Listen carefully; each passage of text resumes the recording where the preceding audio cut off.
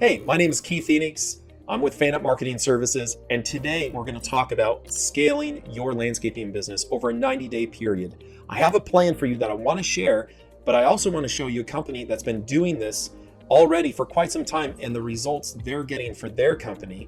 So let's go ahead and dive into that first, and then I'm going to give you the more detailed plan that you can just copy and paste for yourself. All right, so let me share my screen real quick and let's take a look at this company. So this company over the last 30 days has gotten 10,000 sessions to their website. They've had 737 goal completions, which is phone conversions and form conversions.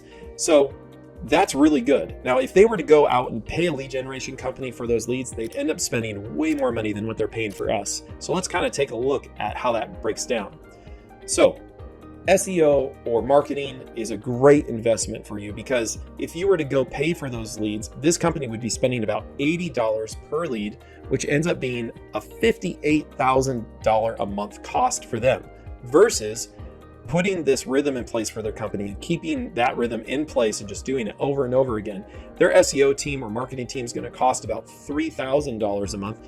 That results in about a $4 cost per lead versus the average $80 per cost on other platforms or other lead generation companies that might come through. So I want to share that with you because this is a super powerful rhythm of scale for your business that's taken us years to develop. And you can just copy and paste it without having to take all of the years it took us to put this into play. Or we could come alongside and help you with that, of course, too. So let's take a look at that. So here's the landscaping strategy, the 90-day plan to scale fast and easy. First off, we came up with something called IRON. That's interview, research, organize, and nail it. The interview process is a process of learning what your business is, learning what all the needs are within your business. We need to know your vision, your growth goals, and your target market of who you're going after. And then we can take that and go into the research phase. Here we want to reverse engineer the digital opportunity to your sales goals.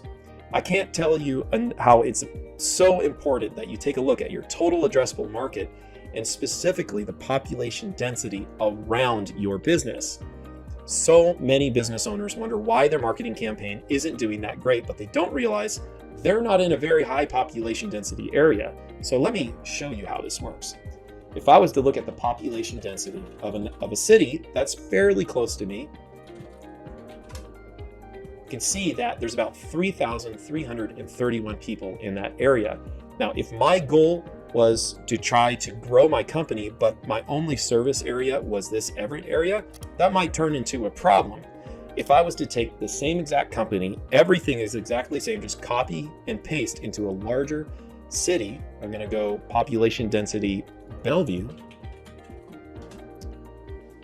We can see that we've got a higher population density in Bellevue, and that means it's going to be easier to get the results that we're looking for. You're going to get more referrals. The trucks that are in the area are going to be seen more often. It's just going to be easier to grow your business for every dollar that you spend in that area. Now, let's look at one of the largest areas around, which is Seattle, of course. That is way more. We're talking over twice as much as that original Everett city. So when you look at target total addressable market and your target persona, it's really important to keep this metric in mind that the local population density is a key factor for you being able to scale your company. Then you can put the right rhythms in process and get all that gold out of the local area. So depending upon how much you want to grow and how much revenue you want to do, you can't go to a little podunk town and think that you're going to do millions of dollars in revenue. You're going to have to go to a larger town with a higher population density, and then you could probably hit your goals. So I just want to make sure and stress that. That's so important. Next, we want to do some persona research for your business. All right, who's the target market? What type of keywords are they searching for your business? And then we can figure out how those keywords should be placed on your website, on SEO, on paid search or paid social, or any other partner channels that you're going after, such as Yelp, Angie's List, so on and so forth. Now, not to say you should make Yelp your first one. Actually, I would say Angie's is going to be your first one and Home Advisor more than likely. There's some other ones first we might want to get into, such as House or others that might work better for you. And then very last, typically we might look at Yelp as a channel. but we create the right work plan and the organized process for execution. So we just want to make sure we got that really solid map. We don't want to go here and go there and not really have an organized plan, or else nobody's going to be able to work together like one brain. And I like to say one brain. It's very important.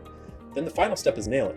We're going to launch that plan and analyze the performance of that plan. We got quarterly, monthly, and weekly reviews within your business. Quarterly and monthly are probably with the marketing agency if you've hired one.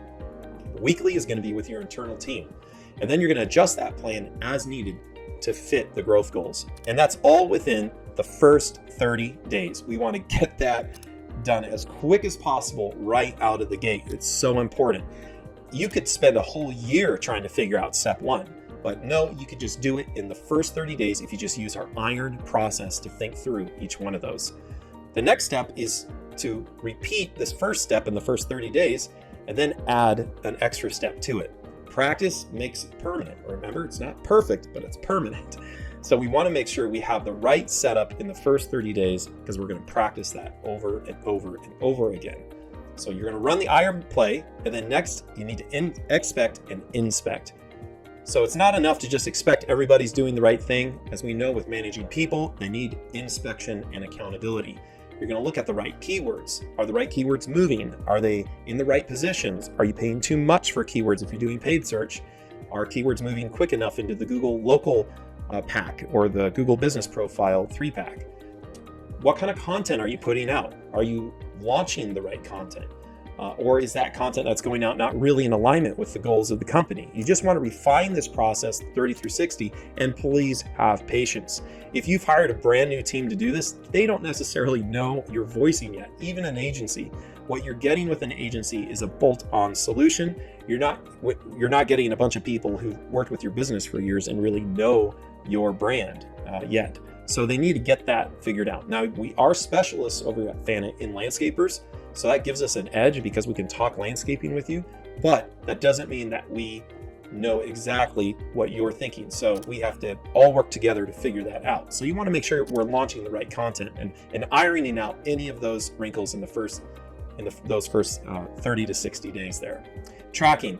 This is so important. You can launch a whole entire marketing campaign and forget to put the right tracking in place. So you're not tracking your forms and you're not tracking your phone calls. And if you're not tracking anything, how in the world do you know if you're doing any better on recurring months? So you have no clue where to actually optimize at that point. Make sure the proper tracking is in place for your business. All right, 60 through 90, we're going to rinse and repeat everything else before that, and we're going to add something else. We're going to run the iron play, we're going to expect, inspect, and we're going to verify that the right people are actually on the bus. We've had a few months now to work together.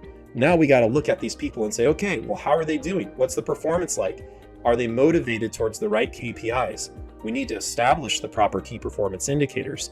And then we need to track that on a scorecard. We use Google Sheets with a scorecard to track every single one of the KPIs for our businesses that we want to run and optimize. We want to define what lead and lag measures are with these people. So a lead measure is something that we do today with an expectation of a lag measure that we had success. So maybe today that means that I'm going to hire a marketing team to do my marketing. That's a lead measure. But the lag measure that we expect is that our company will actually grow. So if the lag measure we got is that we didn't grow, then maybe our lead measure was not correct and we need to adjust that.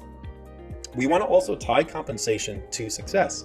There's a lot of different compensation plans out there, but if your team is not doing a very good job with the KPIs and keeping their eyeballs on it, I always say that's a problem with the compensation plan. You need to adjust that compensation plan to make it obvious to that person who's supposed to be running with that key performance indicator as their rock, that their compensation is based on their success with that rock. Not fully necessarily. I like an hourly compensation plan with a bonus based upon their ability to have success in that area. Get to truth. Analytics can be a misleading false indicator, and it will make you feel like you're treading water. And that's what it feels like. So you might have positive analytics, but when you look at your business, you look at the money, you look at the profit and loss, and you've got money coming in, money going out, and you should have more net profit, you should have more revenue, but your business just still feels like it's treading water. That is a really good indicator that the team is really not bringing you the right analytics, and you have false indicators that are making you feel like your business is just treading water.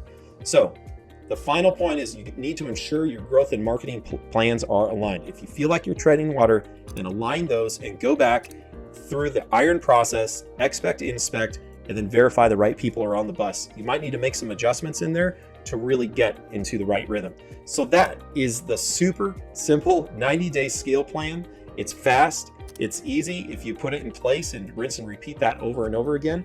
And if you do that in your business, great. If you need some help to do that with someone who's been there and pretty much made all the mistakes in the book, feel free to reach out to us.